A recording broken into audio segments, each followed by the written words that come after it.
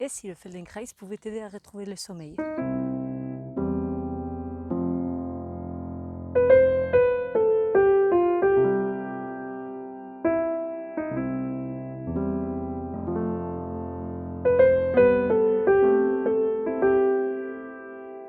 Dans la vidéo précédente, je t'ai parlé de l'importance du soleil pour retrouver le sommeil, mais en réalité, la première chose à faire en cas de trouble de sommeil est d'aller voir un médecin et de vérifier que ce n'est pas dû à une carence ou autre problème physique.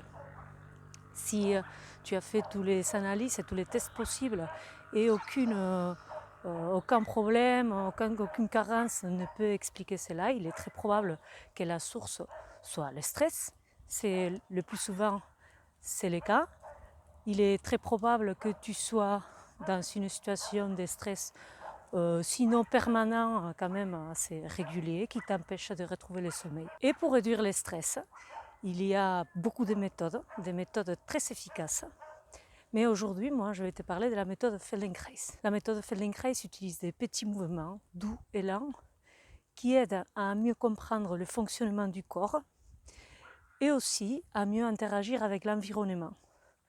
Cela va t'aider à mieux gérer le stress, à mieux le sentir, à mieux le comprendre et à pouvoir trouver tes propres solutions. Et pour ce qui est du sommeil, on va surtout travailler sur la respiration, explorer la respiration, mieux la comprendre, mieux la gérer, trouver celle qui nous aide à nous relaxer. Et aussi, on va travailler par des petits mouvements rythmés qui contribueront et aussi à une réduction du stress et des tensions corporelles. On fait un petit récap. Si tu as des troubles du sommeil, premièrement, on va voir un médecin. Deuxièmement, vérifie que tu prends suffisamment le soleil.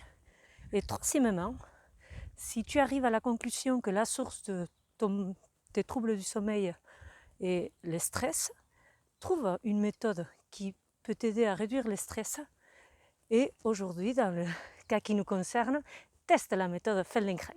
Raconte-moi en commentaire ce que tu as déjà testé, si tu as du trouble du sommeil, si des choses ont marché pour toi, si rien n'a marché. Je serai enchantée d'en discuter avec toi.